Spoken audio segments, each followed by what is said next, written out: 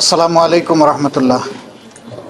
সম্মানিত সাংবাদিক বন্ধুগণ, ইতিমধ্যেই আপনারা অবহিত হয়েছেন যে আজকে আমরা বাংলাদেশ জামাত ইসলামের কেন্দ্রীয় কার্যালয়ে 11 দলীয় নির্বাচনী পক্ষের শীর্ষ দায়িত্বশীলবৃন্দ আমরা একসাথে বসেছিলাম। আমরা দেশের সর্বশেষ পরিস্থিতি নিয়ে বিস্তারিত আলাপ আলোচনা করেছি। আগামী 12 তারিখ ইনশাআল্লাহ ত্রয়োদশ জাতীয় নির্বাচন অনুষ্ঠিত হতে যাচ্ছে। একই দিনে দুটি ভোট, একটি গণভোট, দ্বিতীয়টি হচ্ছে সরকার গঠনের জন্য ভোট।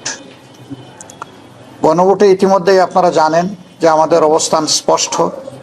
আমরা জুলাই আকাঙ্ক্ষার আলোকে যে সংস্কার প্রস্তাব উপস্থাপিত হয়েছে, এটার বৈধতা দেওয়ার জন্য যে গণরায়ের দরকার, এর জন্য গণভোট অনুষ্ঠিত হচ্ছে আমাদের অবস্থানের পক্ষে। আমরা ইতিমধ্যে সারা দেশে সর্বত্র আমাদের প্রচারণার শুরু থেকে গণভোটে হা এই মোটিভেশন নিয়েই আমরা কাজ করে যাচ্ছি এবং আমরা আশাবাদী ইনশাল্লাহ বিপুল ব্যবধানে হা বিজয়ী হবে। হা যদি বিজয়ী হয় তাহলে বাংলাদেশ জিতে যাবে। হা যদি বিজয়ী হয় তাহলে ইনশাল্লাহ জুলাই আকাঙ্ক্ষা বাস্তবায়িত হওয়ার পথ খুলে যাবে।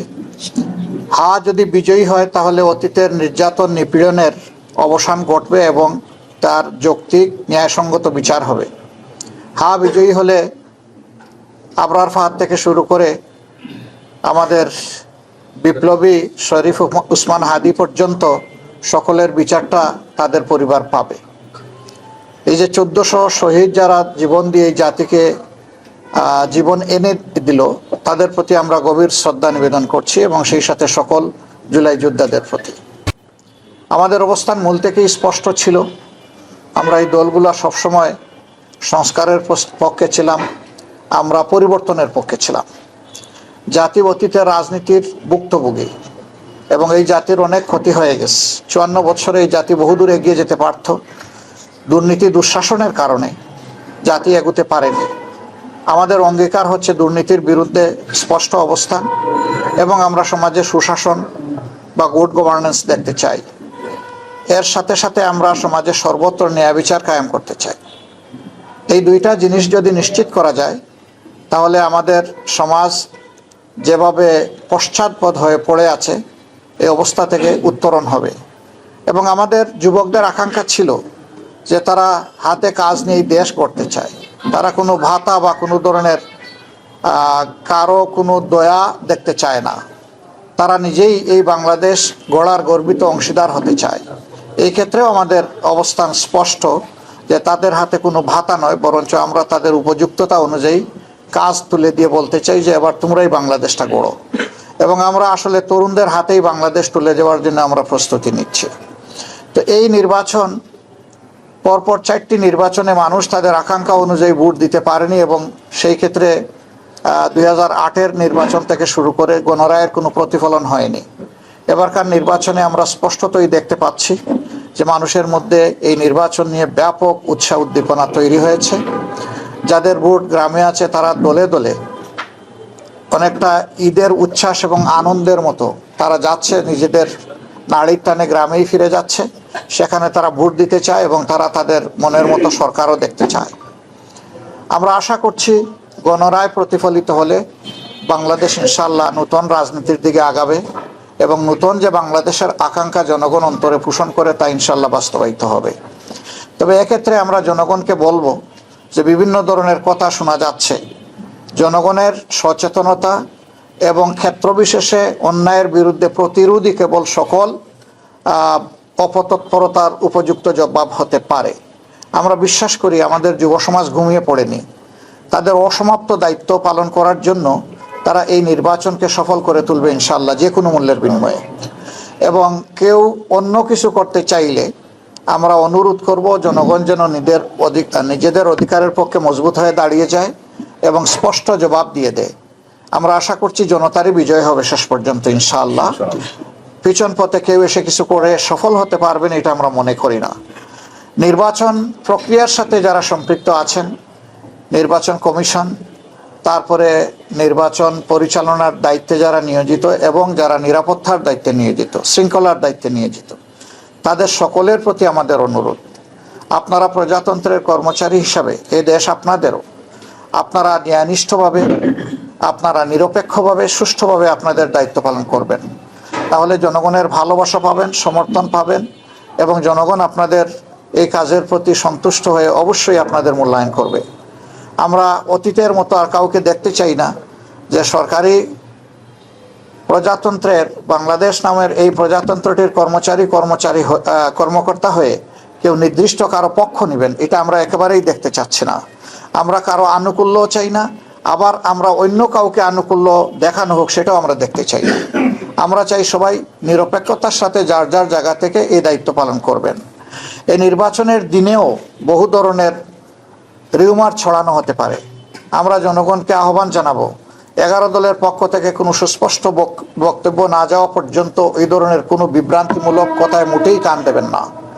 যারা পরাজয়ের ভয়ে ভীত সন্ত্রস্ত, যে কোনো পক্ষ যে কোনো কাজ এই ধরনের করতে পারে, মিথ্যা অপবাদ ছড়াতে পারে ভয়ভীতি সৃষ্টির জন্য, আতঙ্ক সৃষ্টির জন্য।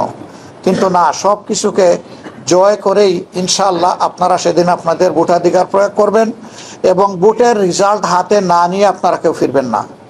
কারণ আপনি ভোট দেওয়ার পরেও আপনার ভোট নয়ছয় হয়ে যেতে পারে। আবার ভোট দেওয়ার আগেও বিভিন্ন ধরনের সমস্যা কেউ কৃত্রিম সংকট সৃষ্টি করতে পারে।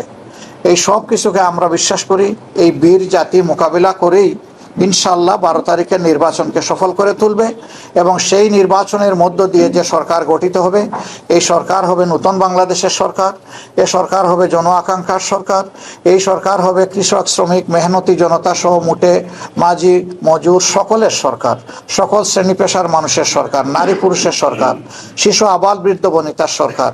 এই সরকার কোনো দলের হবে না, এই সরকার কোনো গোষ্ঠীর হবে না, এই সরকার কোনো পরিবারের হবে না, এই সরকার হবে জনগণের সরকার ইনশাআল্লাহ। আমরা সেই জনগণের বিজয়টার দিকেই মুখিয়ে আছি। আল্লাহ রাব্বুল আলামিন একটি সুষ্ঠু নির্বাচনের পরিবেশ নিশ্চিত করে দিয়ে জনগণের আকাঙ্ক্ষা পূরণে আমাদেরকে সহায়তা করুন। আপনাদের সকলকে ধন্যবাদ।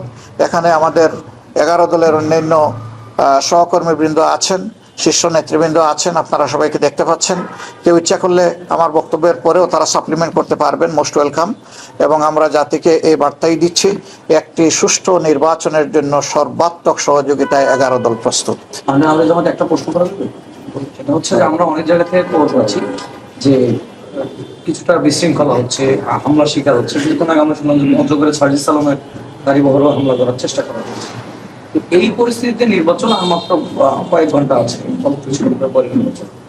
আপনি সার্বিক আইন শৃঙ্খলা পরিস্থিতি নিয়ে কি ভাবছেন? আহ্বান তো জানালেন, কিন্তু আপনার অবস্থানটা কি, দলের অবস্থানটা কি?